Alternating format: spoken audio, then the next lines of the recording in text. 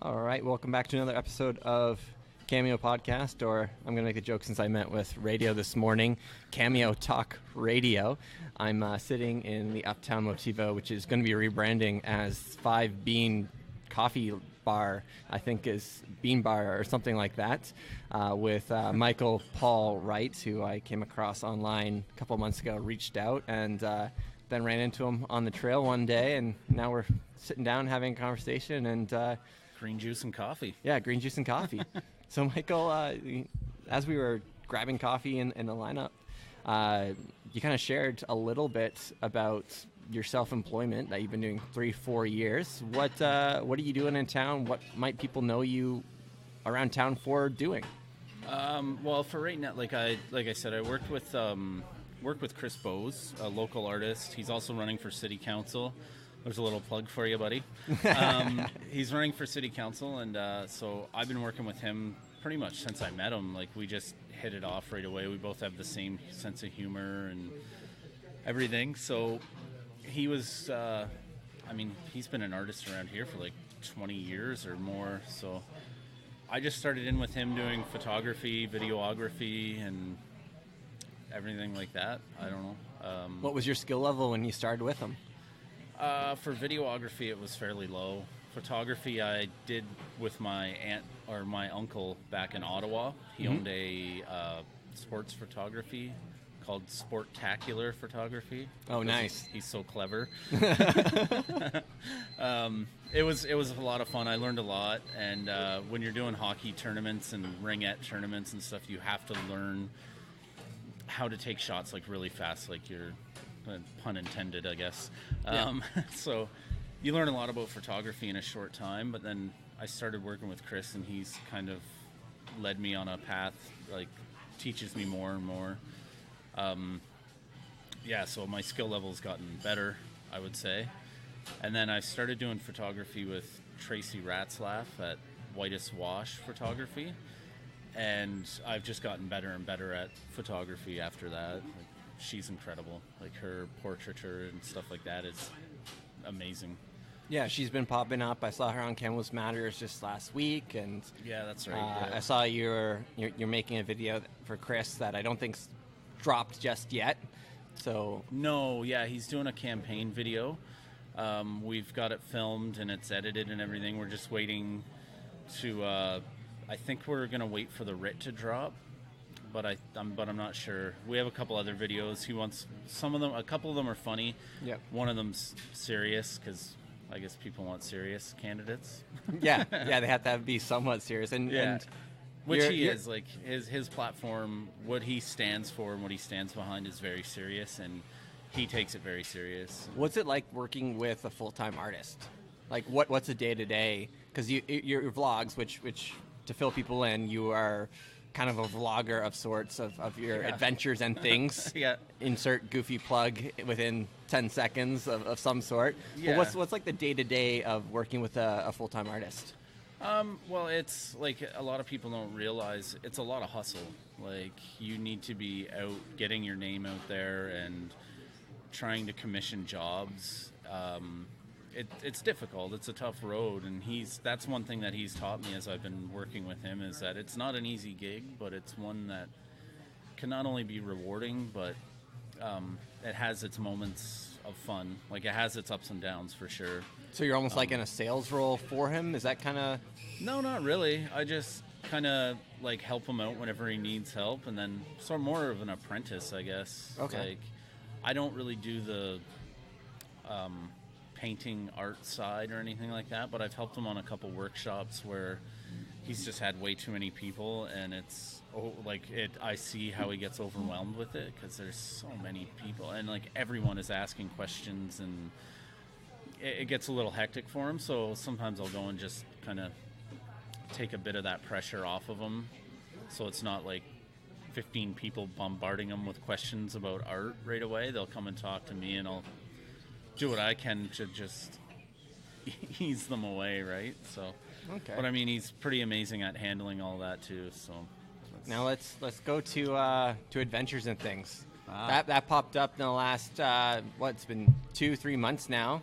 You've been hustling. You're almost hitting the 100 subscribers. Very close. You can get that YouTube URL custom one, which will be exciting. I'm at 102 now. Oh, perfect. Yeah, I just got the custom URL. I'm actually going to do a video about me hitting the 100 and what all you get. So I'm actually going to work on that today because I'll upload it tomorrow. I upload every Wednesday. Yeah, it's a lot of fun. I said it in a video. Go check it out, Michael Paul Wright. Yeah, YouTube him. He's pretty easy to find. So I basically started it to kind of keep my brain occupied, like keep myself occupied for... I quit drinking. It's probably 10 months ago now. Nice. And a big thing with drinking is boredom, man. Like, you get bored, you don't know what to do with yourself. Yeah, it's easy to go get beers, right? Yeah, I understand. I quit for a year. Nice. I took it up again for a little bit. Yeah. Found that maybe my moderation level control is not that great, and so I'm having a sober September from beer and weed, actually. But oh, nice, good for you, man. Yeah. That's so great. we'll see what legalization comes about. And Yeah. I like my weed. But so you started vlogging to kind of keep yourself controlled, and I think you said you also kind of had like a bit of a weight concerns from the drinking as well, and so you want to get active. Yeah, well, that was just it, right? Like, you don't realize, like, 150 calories a beer, and you're drinking 10 to 15 beers, you know, any given weekend, probably more than that, actually. Like, and then through the week, you'd go out, and with your buddy, you'd have, like, 14 beers, and before you know it, your calorie count's up to, like, 2,000 already. Yeah. So, and then you're at the pub, so you're eating pub grub. And then before you know it, you look down and you're like, oh, man, I'm making Peter Griffin look skinny. And, it sucks. It's, So I said, I'm going to quit drinking. Actually, Chris and I had a thing going. We called it 28 days later. So we quit drinking for 28 days. And Bit of an accountability partner. Yeah, so that one, it was great. That went awesome. Within that 28 days, I lost a friend back home, an old drinking buddy whose liver and kidneys shut down. He went into a coma, and they couldn't revive him. Jesus. Yeah, so that was kind of like very eye-opening for me, I guess, like kind of my own awakening. And I just said, you know what? I'm just not going to go back to drinking. Like, this 28 days so far has been amazing. Mm-hmm. I feel great. It's something weird about remembering the night before, or not having to be apologetic every weekend, Not waking up a hangover. Yeah, or in a ditch, like. So you come from Ontario? Is that what I understand? Yeah. Originally, I'm from Ontario. I guess you are as well, right? Yeah, I'm You're from Ontario. Cambridge, Ontario. Yeah. Lived on the Ottawa River for 2 years. Nice. So you're from Ottawa? Is that where you're from, or? Well, I'm kind of like a bit of an Ontarian wanderlust, sort of. Okay. I was born in Scarborough. Yep. But we moved from Scarborough to a little town called Picton, which is Prince Edward County. It's the Sandbanks. I don't know if anyone out here would know that, but anyways, that's so I grew up there, moved to Orillia, lived there for a few years, then moved to Ottawa, lived there for a few years. Moved to Guelph, lived there for about a year, and Fergus for roughly a year. So you've been bouncing around, and then you came out west. Is Kamloops been, your location since you've moved out west? Yeah, 6 years. I moved out here April 1st, actually. It was kind of my April Fool's joke to my brother, well, mostly to my mom. She didn't know I was moving out, because she had moved out the year before, and she lives in Grinrod, which is south of Salmon Arm. So I told her I was moving to Newfoundland, and she was like, oh, okay, well, and then April 1st I moved out. And so why'd you pick Kamloops? My brother had lived here, I think for like 4 years prior to me moving out, and he just, every time I talk to him, he's like, you gotta move out here, it's amazing. And the reason why he moved here was because they were coming from Calgary, and they drove past Mount Paul. Mm-hmm. And in February, and people were out golfing, so he was just like, okay, well, we found where we're moving. So that's how he got got out here, and then I just, I went through a breakup and was doing an apprenticeship to be a stonemason, and wasn't really loving life back home. So I was just like, you know what, I'm just gonna run away from my problems. Yeah. I think a lot of Ontarians do, kind of, in a way. They pick up, they move out here and find new problems, which you and I can attest to. Yeah, well, then those problems never really go away. It's like they're like that little gremlin on the plane from that Twilight Zone episode. But at least we can run to the hills and go out there and for a moment pretend they don't exist, which, in all honesty, I've been having trouble getting my ass out of the house and to the hills, which used to be, a big part of my creation journey. So to kind of scale back my vlogs, which I think you might have caught at one or two of them. I made those vlogs to trick myself into learning how to run and love running. Oh, okay. Because I was at that time I had stopped drinking again. So nice. So I was like, okay, so I'm going to make a weekly vlog, because they say if you do something 5 times, right, that's how you build the habit, right? You need to do it 5 times to really get in the habit of things, right? Okay. And so you're pushing 7, 8 videos now, or I think I'm up to like 12 videos 12, now. nice. Yeah, I'm pretty sure, because I did a couple where they were just like, so like I said, I upload every Wednesday, but I did a couple that I just uploaded on a random Saturdays. Okay. Just because I had them done and I just wanted to get them out there, like the one about the smoke and cam loops. Mm-hmm. That was a funny one. Yeah, so I uploaded that on a Saturday just because it was so relevant at the time, obviously, with being, like cam loops all covered in smoke. So I was like, I might as well get it up now while it's still relevant, because who knows, tomorrow the smoke could be blown away, and then us as people were just like, oh, it was smoky here? Yeah. I was really excited when I came across your videos, because part of what Project Cameo for me was to find more local creators, because I was isolated at the time, working 7 days a week. Oh, yeah. Right? And to find great quality... Oh, sorry, guys. I'm getting in the way of the baristas and stopping people from fueling with their coffee. Was finding, local creators who were making really cool things that were relevant to me, because there's all these creators in New York and LA.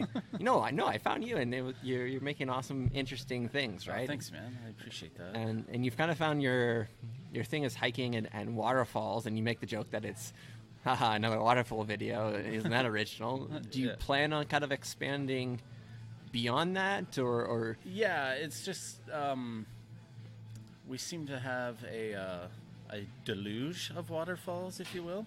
Yeah, around the area. So I don't know. I love waterfalls. They're very tranquil. They're like very relaxing to be around. So there's so many out here. Like Ontario, you don't get a lot of them. I mean, sure, there's Niagara Falls, but it's not like you're really gonna go sit beside that and it's not like you're just going to go sit beside that, or it's easy to go up and walk up to the waterfall and try to do a vlog there, right? Yeah. I mean, I suppose I could do one from a barrel and try that. Might get a ticket. I had a couple buddies who had a plan to actually kayak part of the gorge, Niagara Gorge, because that's really? illegal. They're high-end kayakers, and one of them ran the world's largest waterfall, second person to run it. His name's Raph Ortiz, and there's a cool video called Chasing Niagara that you can watch their plans of doing all that sort of stuff. Oh, really? But, yeah, that's the past life when I used to be cool in whitewater kayak. So have you thought about doing the daily vlog, or is that something that's on your mind, or is that just too much right now? Right now, yeah. Like, I want to get kind of like my craft, like I want to get a flow going. Yep. Like, wow, there's a lot of water and stuff. A lot of references and puns, eh? I like to get a workflow going so I can, like, once I get that down, then maybe I'd do a daily vlog. If it ever becomes a career, like a Casey Neistat thing, maybe. But it seems like it's a lot of work. Totally. Like, that's a lot. Like, to go back to the waterfall thing, I do plan on branching out into, like, other things. Like, I just went to Hornby Island and Denman Island, so I'm gonna have a few videos coming up about that, which you learn a lot doing vlogs. because if you go out with no plan, you don't know what to do. Like, you're just basically taking random video, and then now you got to put it all together. So it's quite a learning experience, for one, but I'll see how this one goes. I'm doing a video kind of like a sort of like a castaway sort of thing. Okay. For one of them, just explaining what's going to happen with the next few videos. So it'll be like a Hornby versus Denman Island, kind of the 3 best parts of each island. But to explain that, I do like a castaway little skit with some crabs. Yeah, your goofiness comes off in your videos pretty early on, and yeah, no offense. Hopefully, your goofy little smile, and you like to poke at yourself, and it's good. It's a good vibe. It's a good authentic translation of who you are from meeting you now. Yeah, well, that's what I try to go for, is like to be authentic, and I am a pretty goofy guy. Like, I guess another reason why I started doing this as well was since I was like in my late teens, early 20s, I've always been told to maybe get into stand-up, but that's just way too nerve-wracking for me. Like, there's no way. I was an MC at a party once, and I was like, I don't know what to do, basically froze up almost, and like, so this is kind of a way for me to get sort of back to that. So yeah, I see a lot of vloggers that are, I don't know, I just don't find they add enough humor into their vlogs. Like, who are you watching? I watch like Peter McKinnon and Casey Neistat, the big ones. You know, Matty Hopa, like all the Dope Squad, basically. Never heard of those guys. Have you checked out R. Cody Warner? No. He blew up because of Peter McKinnon, and he created like the hashtag No Small Creator thing. There's a Facebook group of it and whatnot, and his whole idea is the idea that creation is so massive that it doesn't make sense to call yourself a small creator. Yeah, fair enough, right? Like, right? You're putting something out there, a part of you, and it was Andy Warhol who says something here. Actually, if you give me 5 seconds, I can bring the exact quote up. It came up on my Facebook feed because of a local artist. Clement Ya had it posted on. Yeah, okay, I know of him. Yeah, Clement's a great guy. I've been meaning to get him on the podcast. He's like one of my people who I can guarantee is going to show up to listen to this, and I appreciate it, Clement. Andy Warhol said, "Don't think about making art, just get it done. Like let everyone else decide if it's good or bad, whether they love it or hate it. While they are deciding, make even more art." Yeah, I saw that somewhere else as well, and I was like, wow, that's so brilliant. Like, that's exactly it, man. Like, to quote someone else in the YouTube universe, I don't really watch her stuff, but Miranda Sings said, haters gonna hate, creators gonna create. And as simplistic as it may sound, it's brilliant. It's exactly true, man. Like, I got my first dislike the other day, and I was actually quite excited about it. Because, you made someone feel something. I was talking about this with my friend Aaron about like his first album. Yeah, people had nothing bad to say about the album, which is almost worse because you haven't made them feel anything because they didn't really love the album, but they also didn't hate it. Yeah, I'm like, I'm all for positivity, but I would like some, creative criticism, right? Like, a couple of people that I know personally that watch the channel have told me, just not on, they haven't put it in the comments or anything, like a couple of things, which I've changed, and I was like, wow, thanks for the advice. I really appreciate that. Like, but the irony is they put it in the comments, and on Facebook and stuff, it would help the algorithm reach more people. So it's almost like a catch-22. Yeah, they don't want to like hurt your feelings publicly, so they do the nice thing and text you or whatever. But it also, that comment would have helped reach more eyeballs. Well, exactly, and that's what I said to him. I'm like, it's okay. Like, I've got pretty thick skin. I mean, I'm used to crying myself to sleep at night, so so your one comment's not really going to hurt that much. It's just 2 extra tears. Like, what's the big deal? What are you'll make Kleenex company happy. So, what are you using to create these days? What's your kit? Oh man, well, as we kind of touched base on before, like, it's like about what to use and what not to use sort of thing, right? Like just use what you have. So I use a Nikon D3300 because that's what I bought when I first got back into photography. So to do this on something that doesn't have a flip out screen is incredibly difficult. Yep. I have, I think it's a Takstar shotgun mic, and then a Joby Gorilla Pod is my basic setup.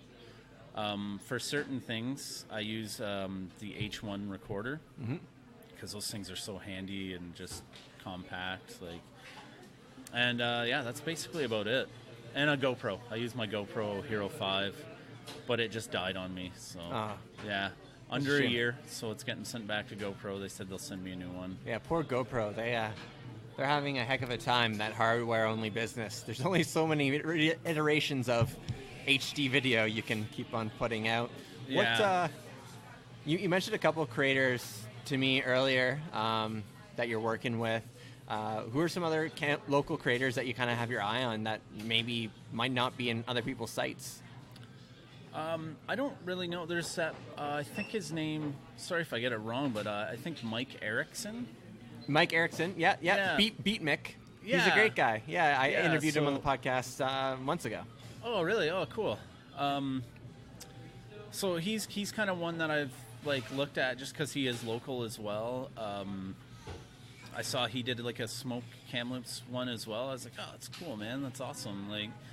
It's good to see him out there creating too. I don't know him. It'd be nice to meet up with him one time. He's a really friendly guy. Yeah, he really seems friendly. like it. Yeah, he's always just seems positive when he's commenting on my stuff. So, which is funny with the online thing, right? I didn't exactly meet you before I started sending things your way or whatever. We had that one random encounter on the trail there. Which was kind of funny. It was weird how the day prior you contacted me. I think I had just uploaded that video and I'm like, oh, someone's contacting me. It was like that kid, that South Park episode with Facebook where that kid who just has no friends and then Kyle or whatever reaches out to him. I was like that kid. I was like, whoa, I have a friend out there? No, I'm actively looking for different creators, both for my podcast and literally because, I want my YouTube subscription feed, right, to be full of local stuff that, gives you that sense of community and the on-demandness of it too, right? Because I have weird jobs or work weird hours or, Yeah, that's just it, right? I wasn't able to go to Tech Fest, which is why you went. That was what we... or tried to go. We did. We just missed the train, literally. We got there, kind of as the train was leaving and just sort of this is me panning my head, just watching it go by. Oh, no. Oh. So pretty much everyone was on the train, but we got to see some cool stuff still. Peter from Mastermind Studios was still there, so it was good to talk with him. Because he's doing some really cool stuff with the Interior Center for Digital Media, I think is what it's called. Yeah. Something like that. And just, I met Peter through Chris Bowes, which was quite a few months ago. And then we did a course there, because he puts on a bunch of courses if you want to get into the film industry. And if that's something you're into, I suggest going to the orientation course. It's really cheap, too. Yeah, it's cheap, but you learn so much about it, and it is kind of what pushed me into not wanting to be in the film industry and kind of being more on the creator side. Oh, interesting. So you got to experience what Hollywood was like, and you decided, not for me. Yeah, well, it goes back to when we were waiting in line there. What I said is working for someone else, right? I am kind of working for other people right now, but it's helping friends build their business up. Whereas if you're just working for someone else at a company, you're just helping them build the business up. And that's basically what you're doing in Hollywood. There's you could hold a boom mic for 18 hours a day. I mean, sure, you're going to have ripped shoulders at the end of it, but... one ripped shoulder. Yeah, or one ripped shoulder. Either that or your hands are always going to be stuck in the air, and there's only so many rap concerts you could go to, right? So, I mean, it wasn't for me. It didn't sound like it, and I'm more than like, I was very grateful to go to that course because of that. It really helped me make this decision as well to get into doing what I'm doing now, which is... But the community he's trying to build around it too, right, is with the idea of trying to inspire creators, and I think he's bringing in like a wicked amount of high-end computers. I'm editing on a laptop that I financed from Visions, and it was met most of my requirements, but probably doesn't have as much power as I might want, right? But to go and be like, okay, I now have access to these tools as a creator, it goes back to like, use what you have, but sometimes you need a little more. Sometimes you need a little more, right? And here's a budget way. I don't know what it costs to rent or whatever be to go there, but here's a way to have access to those tools, almost like a library. Yeah. Right? And I appreciate what he's doing for that community and what he's doing for Kamloops to get more movies and everything here and more filming here. Like, he's doing an incredible job, and he's putting a lot into it, and I think it's absolutely amazing. Not for me though. Not for you. No, I don't mind hard work, but once again, it's just you're building up something else for someone else. Like, I would help Peter build his business up. Yeah. But in a film industry, like working on a set and stuff, it's not for me. Yeah, you don't want to be a cog. You want to be the cog in the wheel. Yeah. Exactly, right? Like, but I mean, what Peter's doing is not necessarily that. Like, he's getting them here. Yes. And getting people jobs that way. Getting the attention, right? Yeah. And as a creator, you're also getting attention, right? You know, from all different levels, right? Like, it's almost like, we need to start seeing, kids in school, high school or whatever it be, right? Starting to create more, right? Or have a way to culminate everything into one spot, which is what the community, when that little Facebook group that I haven't put as much effort into it as I should, right? I was trying to make it like, hey, here's a spotlight on everything cool that is Kamloops made in the creator scene. Yeah, that's awesome. Right? And you know what? That would be good as well for kids, man. It doesn't seem to be a whole lot here on the artistic side of things that I know of. You either have to be into sports or... Well, which is fine. The Kamloops art community is doing lots of great stuff, and there is lots of great programs, but, scheduling can be tough, right? Yeah. And that's the beauty of online, right? That you can be part of a community on your own time, but at the end of the day, you still need to actually physically interact with someone. Otherwise, you'll end up, getting put on antidepressants like I am now on, right? Yeah. Or other sort of stuff, right? Well, yeah, you need that human contact to make you feel human, right? Totally. Like, you can't just completely isolate yourself, and it's tough. It's like the same, to go back to it, like, I quit drinking, and I've kind of realized that half of my friends that I've made over the years were all drinking buddies. So once you stop, it's like you kind of isolate yourself. So that's where, like, you building up that community is amazing, because then someone like me, I can go out and find other people to go and hang out with. Not that I'm not like the Mike Ericksons, right? Like, I know the three of us kind of have similar interests in a way, right? So now when you actually meet them in person, the ice is already broken. Yeah. Well, and that's just, like, for me, I have no issue with that, but some people do, right? Like, I'm very, I guess, outspoken and kind of like, I don't know, I just have no problems really meeting people. Yeah. Like, as soon as you asked me to do this, I was like, oh, hell yeah. Yeah. It's out of my comfort zone, but I was like, how is this uncomfortable? Well, because it's not something that I've really done, right? You've chatted with people before. You've had a conversation, right? Yeah, but not with a microphone in your face in the middle of a coffee shop. Does the microphone really change all that much? No, it doesn't. But, right? But before you do it, you don't know that, right? Yeah. So it's a new experience where you're just kind of like, oh, well, it's going to happen. We're in a coffee shop, microphones in our face. And, it's a little bit out of my comfort zone. But honestly, it's once you sit down and do it, it's not bad at all. I think the one thing with like actually talking to people, I still have a problem with eye contact. I think you probably noticed at this point, right? My Yeah, eyes me too, wander. yeah. And, you know. Well, I see shiny things too, so that kind of throws me off. I'm like, oh, hey, look at that. Yeah. Someone dropped a quarter earlier. That was really interesting. Yeah, it's hard for me to. And then the flip side is like, my wife has a lot of issues with me being able to meet random people in a coffee shop and have open and honest conversations, and I have trouble saying 2 words to her once I get home, right? So it's really strange. Yeah, that is strange. Yeah, like it's something that I kind of do as well. Like I'm a very social person, but sometimes when I get home, like out in public, I'm more social, like kind of bubbly, and you know, like it's basically who I am. But sometimes you don't always want to be on. Yeah. You know, like I love to make people laugh. I love to joke around and everything, but sometimes when I get home, it's just like I want to decompress and not do anything. Yeah. So, you know, my girlfriend is like, she's kind of like, you don't give me that same attention as well, and it's like, well, sorry, you got to understand as well that-that's kind of...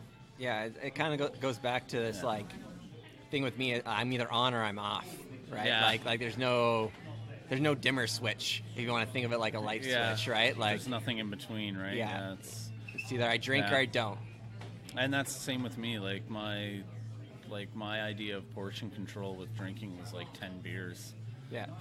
Like, or I'd wake up with like 2 beers left in my 15 pack and be like, hey, that's pretty much nailed it on portion control. Yeah. Like I'm paying off some debt, and not some debt, a lot of debt, and there's a good amount of that is from, I might not have money for food, but sure can afford to pick up a 6-pack. Yeah. I can sure forget about that food when I drink it away, right? Yeah, exactly, right? So yeah, and that's the thing, like, yeah, I don't know.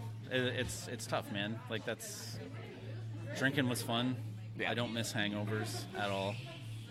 Like, I do not miss having a hangover. The older you get, too, the worse they get. Yeah, I'm at the level where, it goes against the medication that I'm on. I really feel it the next day. And it's not even that much medication, but it's just like, okay, not for me. Yeah, well, and that's just it, right? Like, and there's some people out there that drink and can control it. Like, my girlfriend can have a glass of wine a night or 2 and be fine. Yeah. Like, won't keep going. But like I said, I go out with one of my buddies on a Wednesday night. We have anywhere from like 3 to 14 beers, and by the end of the night, like $6 a beer, like holy shit. Yeah, like so that's well over a day's wage you just drank away. Yeah, exactly. And then like I'm sitting there like probably like 10 beers in going, oh man, I gotta call in sick to work tomorrow, how am I gonna do this? Okay, right? 2 days wages gone. Exactly, right? And then, or if you show up the next day and you're hungover, you're like useless at work. Yeah. And I was working in an industry where you shouldn't be useless at work at all.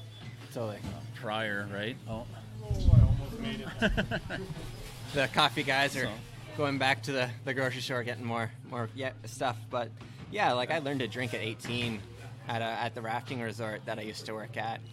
And so it was like, we drank, 12-pack was $12.99 because we drive to Quebec and, pick it up, and 5.9%, and then party till 2 in the morning. Getting Wildcat? No, Pabst Blue Ribbon Dry. Oh, okay. Yeah. So it was a dark blue color, and party till 2 in the morning, and then I'd shove my fingers down my throat, force myself to puke, so I didn't have as bad of a hangover the next day, right? And wake up at 8 to work at 8:30 and do it all over again, right? But I think at some point, got a kid now, right? So well, yeah, and I started drinking at a very young age. Like where I grew up, it was a small little area, and we're all like, I played hockey my whole life, and all of us would go out drinking on weekends. Like we would save up our allowance money to buy like a bootlegged 40 of whiskey or 60 of whiskey, and 3 or 4 of us would sit around and drink that. And we were like, 14, 15 years old, out getting liquored up. After a hockey game, we'd be like, all right, we got this whiskey, let's go. And and then it turns into a problem. Like totally. A lot of my friends from back home have dealing with alcoholism and everything, and I don't know, man. It's a terrible thing. One of the biggest causes of death back home too is drunk driving. Yeah, I couldn't, when I lived in Pembroke, there were so many billboards that private individuals were putting up, saying, hey, don't drink and drive. This was my son. This is my daughter. Yeah. And I had never seen that before. But in the area that I lived in, Pembroke, that was just the thing, because it was kind of like Kamloops, right? That redneck thing where it was quiet on the roads, but so people think they could get away with it until one of my buddy's cousins or something wrapped himself around the pole, and Yeah, it's craziness, man. Everyone always thinks, oh, it's never going to happen to me. It's never going to happen to me. And to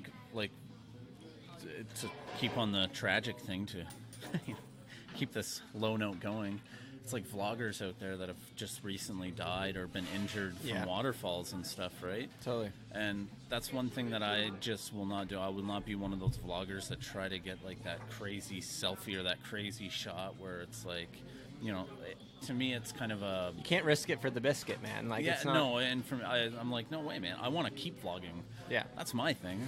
If I'm at the bottom of a waterfall getting pummeled into rocks, I don't think that's going to make that interesting of a vlog. Yeah. But if I keep going... One of, my nights drinking, I was at the Sharks Club. Oh, yeah. And I was drinking Corona, which honestly is a horrible thing to get drunk on. That's like 1 or 2 beers on a beach sort of thing. Yeah. And I won't say when, but I ended up driving my fiance and myself home that night, and that was a stupid move. Yeah. Stupid move. But, to build out of that, I actually that day found a guy in Merritt who was selling the T3i that I ended up buying, that ended up being my vlogging camera for, and, I got him down to a reasonable price, so I drove all the way out to Merritt the next day. As I was pulling into Merritt, I had to pull over, puke. Oh, yeah. Bought it. Driving out of Merritt, pulled over, puke.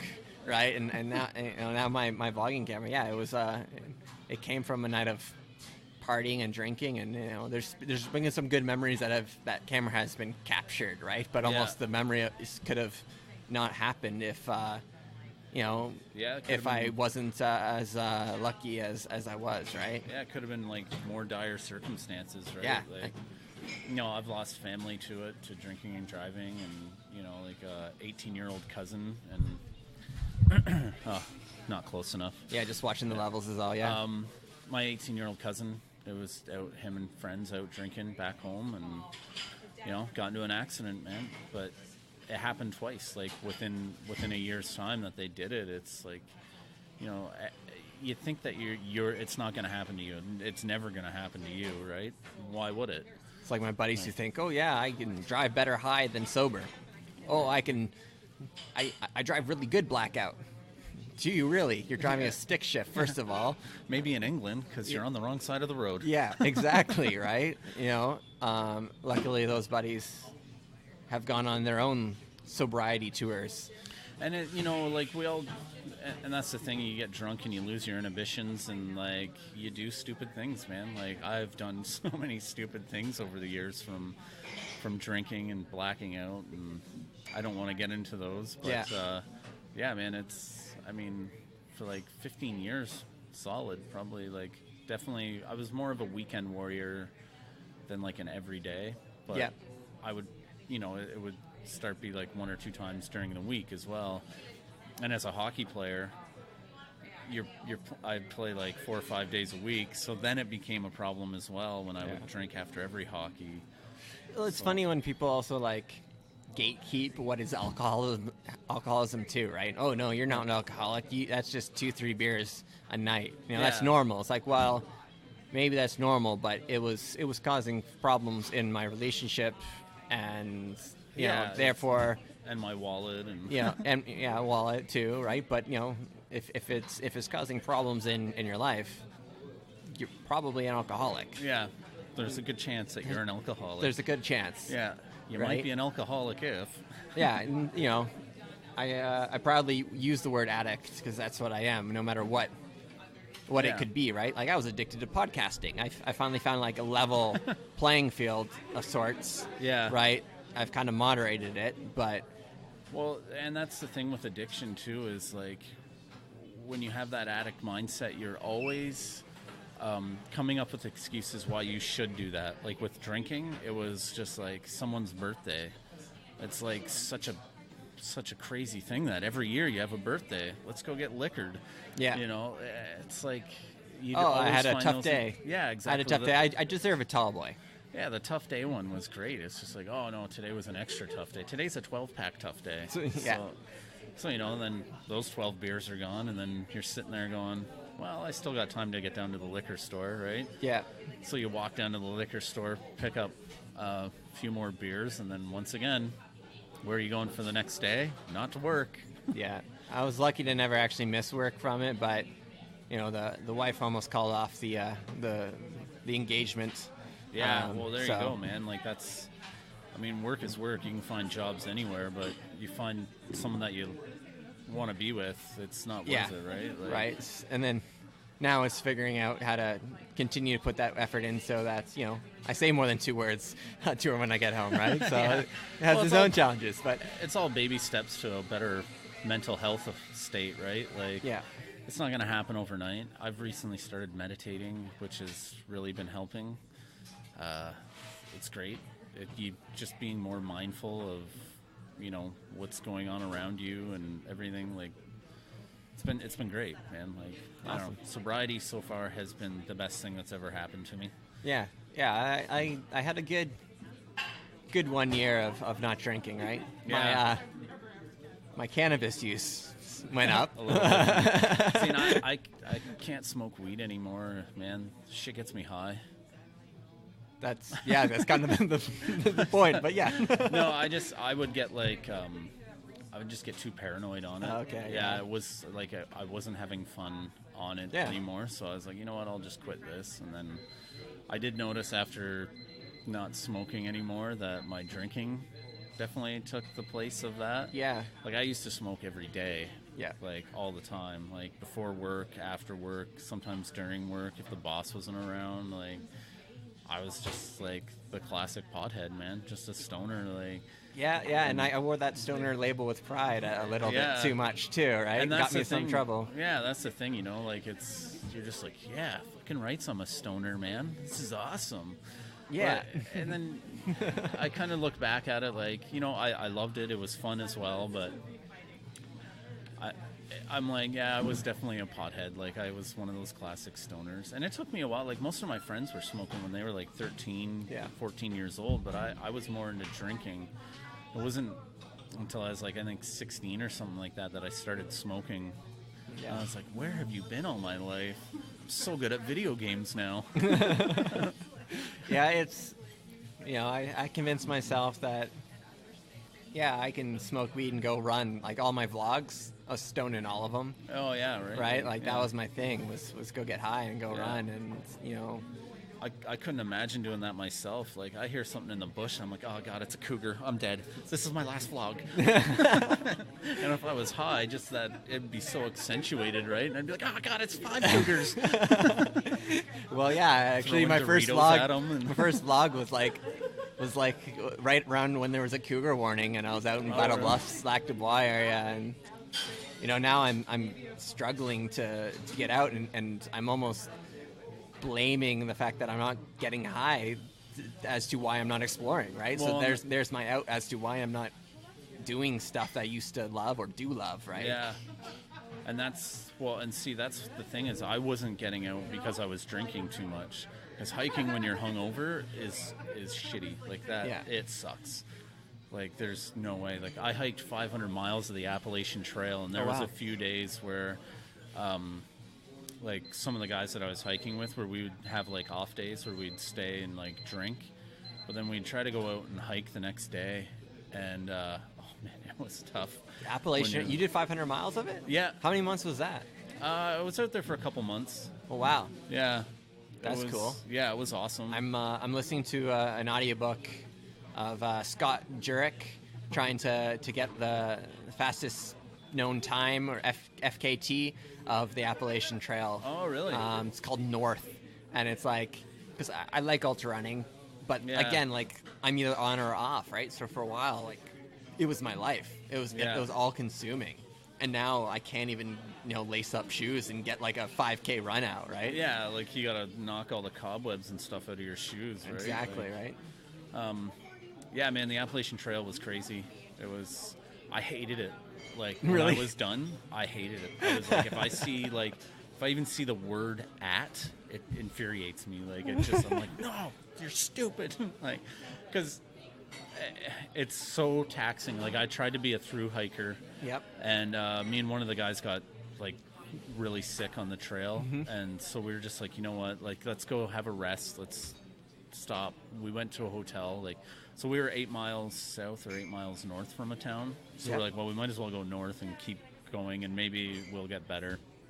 We were doing 8 miles a day, and it took us like 2 days to do that 8 miles because we were like puking and crapping in the woods, and brutal. Yeah, it was bad, man. It was terrible. Like, There's a young family who was at one point trying to daily vlog their AT trail. oh yeah, good luck.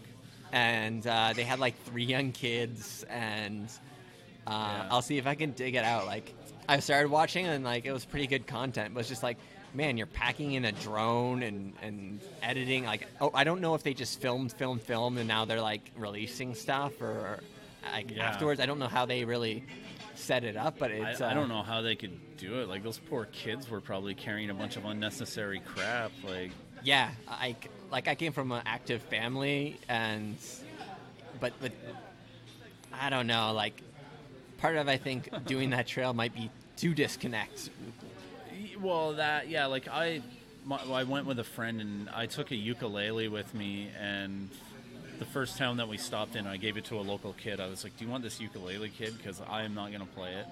Way too tired. It's more weight than, like, I want to carry. And it's a ukulele, man. The thing's a few ounces. Yeah. Doubt it's even a pound.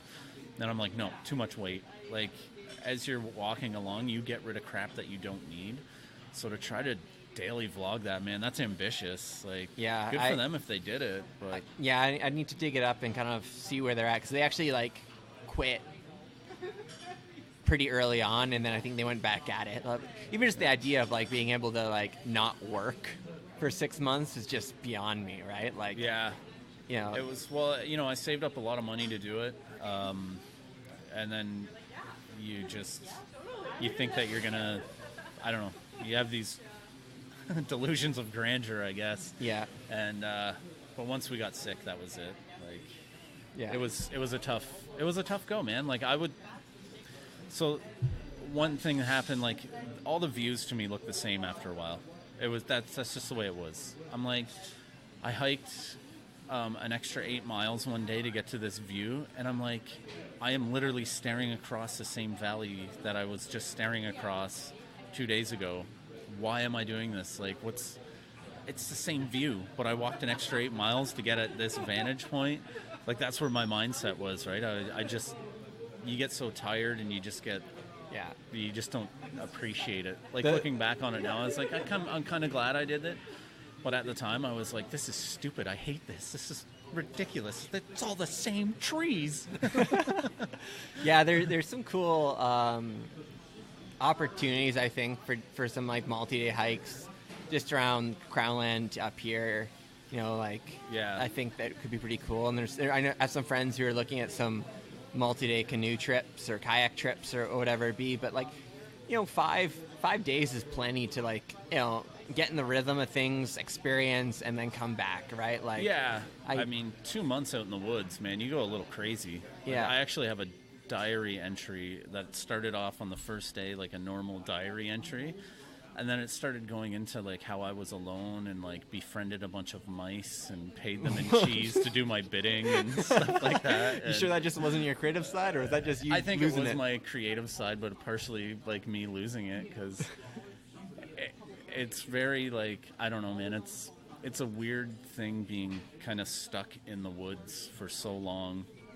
One night we were at like where they have like the lean-tos and stuff, like at a camp, and we were set up there, and then we heard this loud screeching in the woods, and we were all like, what is that? Like, we're terrified, right? And so we go into the local town, and I was gonna ask one of the like local people from Georgia, because I figured they'd know, right? And they're like, no, don't ask them. I'm like, well, why not? They're like, well, we're from this area. We should probably know what it is. I'm like, whatever. I don't care. I'm from Canada. I'll go ask them. So I asked the guy, and he tells me, he's like, oh, it's a screech owl. I'm like, you're telling me that like 5 adult males were terrified of an owl? It's kind of funny how we've kind of come full circle in like the isolation story, right? Of like being isolated in like a city, online isolation, to being, disconnected and trying to find yourself and being isolated, right? Like we've done that like polar opposite thing again, right? Yeah. Where it's finding that balance. I guess isolation can happen pretty much anywhere, right? Yeah, it's like I went on the trail with a friend who left after a few days, so I was kind of out there by myself, and that was terrifying at times, man. When you're walking through the woods, I actually, like, a rabbit scared the crap out of me on the trail. Like, it terrified me to the point where I was like grasping at my heart, because it just jumped. It was doing what rabbits do, and it just kind of jumped away, but I was just so focused on the trail and everything, and that movement, I was like, ah, and like screamed, and it stopped and turned around, and I swear I saw that thing laughing at me. Just like, ah, you idiot, I'm a bunny. It's like, oh no. And like, yeah, like birds. So wild turkeys, when they start like flying away, it sounds like a tractor starting up or something. I'm like, what the hell is that? Those things are terrifying, and their wingspan's like 7 feet from tip to tip. Like, they're huge. Yeah, I'm like, that looks like one big delicious osprey or something, or albatross. Well, Michael, I think we're gonna wrap it up around here. It's, okay, yeah. It's funny how these podcasts go. Like, it always starts off kind of awkward, and people are still listening. We kind of got in the flow of things, right? We found that flow, right? That workflow, yeah. It's tough to, like the many waterfalls of Kamloops. Yeah, we found many that flow. Exactly, right? But I appreciate you reaching out or responding, I guess would be more accurate. Well, thanks for having me, man. This is awesome. Yeah, and I'm sure we'll do other collaborations in the future, right? And yeah, maybe when I hit my 1,000 subscribers. Oh. Maybe. I don't know. Tomorrow. Yeah. Yeah.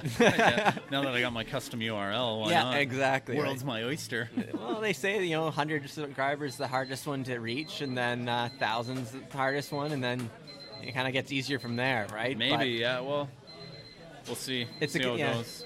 There's no small creator, and yeah, that's right. I'm gonna keep plugging away at it, see what happens. I don't know what's gonna happen. I just kind of dove into this head first, and it's keep the commitment, and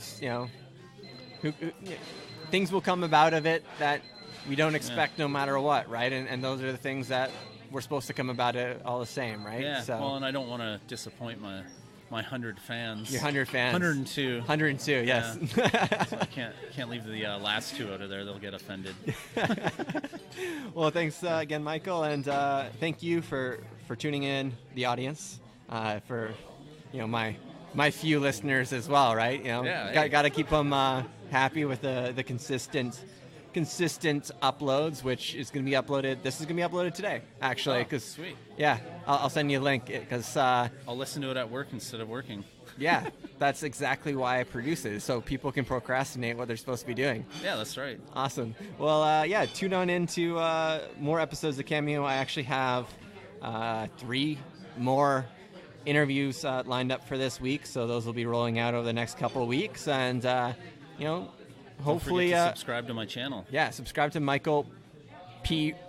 Michael Paul Wright. Michael Paul Wright. Yeah, you'll see it's a goofy face of a guy. And what's your custom URL? Are you set now? Yeah, so it's just basically YouTube.com/C/Michael Paul Wright. YouTube.com/ C, I think it is, / Michael Paul Wright. Perfect. If you just look up Michael Paul Wright, I usually come up, and you'll see a goofy-looking face, and that's my goofy-looking face. Yeah, and you'll just throw Kamloops into like the text box a million times, so then Eventually, you'll just be the Kamloops Lager, and people will be able to find it pretty easily. Just Yeah, maybe one day. there really isn't many of them out there. Yeah, well, I know there's Hike Kamloops, which is awesome, but they don't do vlogs. They don't do vlogs, no. And they're actually, I should give a shout out to them while I can, because they're a big reason why I get out and do this as well. So yeah, great resource. Yeah, thank you, Hike Kamloops. I do appreciate it. Awesome. Well, I'm going to end it here. We're 55 minutes in, actually in 10 seconds. So I'll just ramble on. 50 seconds of blah, blah, blah. All right, guys. Bye.